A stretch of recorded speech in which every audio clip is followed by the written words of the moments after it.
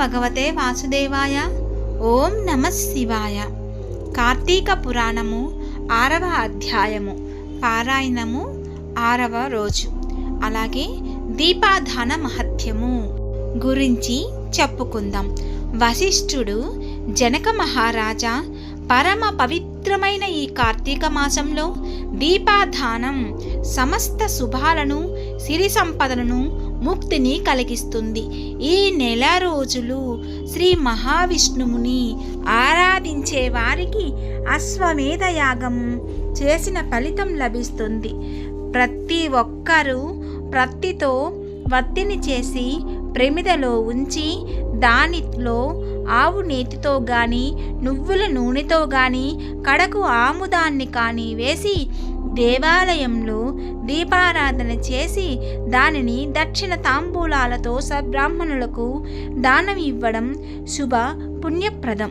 ఈ విధంగా నెల రోజులు చేసి చివరి రోజున ప్రతిరోజు దానం చేస్తున్న బ్రాహ్మణులకు గోధుమ పిండి చేసిన ప్రమిదలో నేతిని వేసి పైడి పత్తి వత్తిని వేసి వెలిగించి దానిని దానం ఇస్తే ఇచ్చిన వారికి సకల సంపదలు, సమస్త ఐశ్వర్యములు కలగడంతో పాటు మోక్ష సిద్ధి కూడా కలుగుతుంది.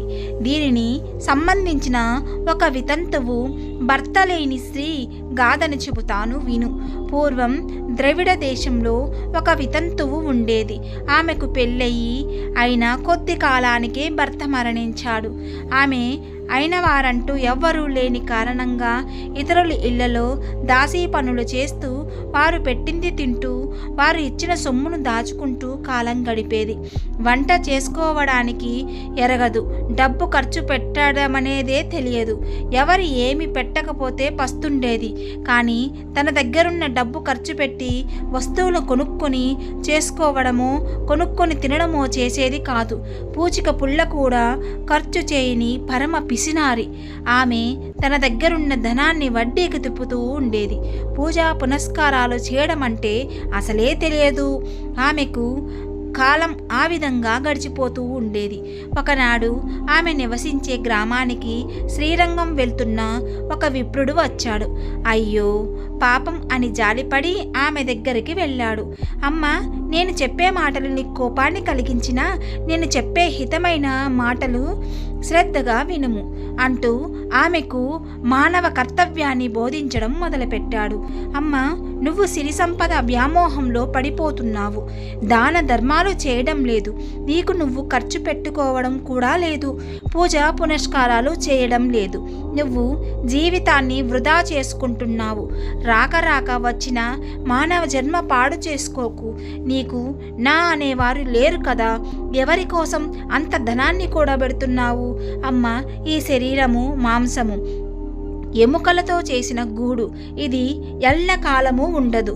అశాశ్వతమైన ఎప్పుడో ఏ రోజో ఈ ప్రాణాలు అనంత వాయువులో కలిసిపోతాయో తెలియదు.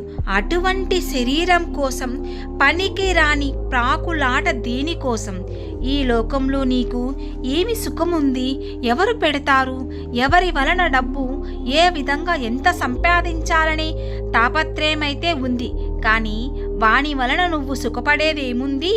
నిప్పులో పడిన మిడతలాగా ఈ శరీరంలో జీవుల గతి ఏమిటి?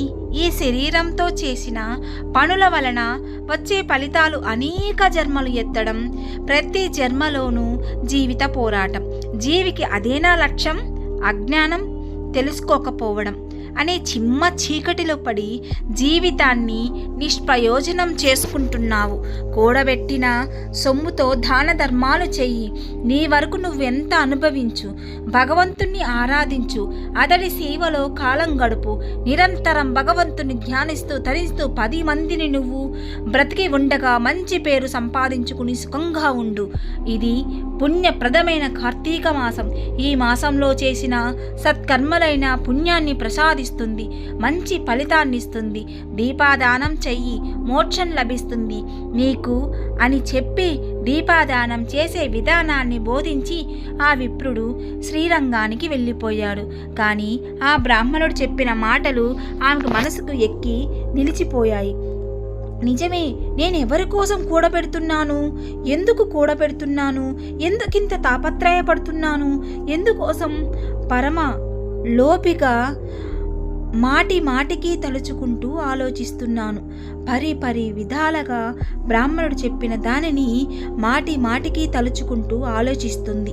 ఒక నిర్ణయానికి వచ్చి సంపాదించిన ధనంతో దాన ధర్మాలు చేసింది, భగవంతుణ్ణి ఆరాధించింది. బ్రాహ్మణుని మాట యందు నమ్మకముంచి అతడు చెప్పినట్లుగా కార్తీక మాసం నెల రోజులు ఒక సద్బ్రాహ్మణుడికి పిండితో చేసిన ప్రమిదతో దీపాదానం చేసింది. కార్తీక పురాణాన్ని విన్నది. అలా కాలం గడుపుతూ చివరికి శరీరాన్ని వదిలి కైవల్యాన్ని పొందింది అన్నాడు. లోపగుణం నరకానికి దారి చూపిస్తుంది. మనం సంపాదించిన ధనాన్ని మనం అనుభవిస్తూ దాన ధర్మాలు చేస్తూ అవసరానికి ఉంచుకోవాలే తప్ప కేవలం కూడబెట్టడం కూడా పని. అలా చేస్తే చివరకు రాజుల పాలగడమే, దొంగలు ఎత్తుకుపోవడమో జరుగుతుంది.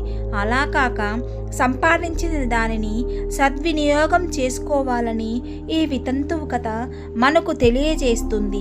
దానం భోగ నాశశ్రీ శ్రీ గతాయోభవంతి వింతస్య అని నీతి శ్లోకాన్ని జ్ఞాపకం చేస్తుంది వితంతు జీవితం. 6వ రోజు పారాయణ సమాప్తము. ప్రతిరోజు మనం తెలిసి చేసిన తెలియక చేసిన పాపాలు కూడా పోతాయి. ప్రతిరోజు శివనామస్మరణ చేయండి. కార్తీక మాసమంతా శివుని అనుగ్రహము కలుగుతుంది.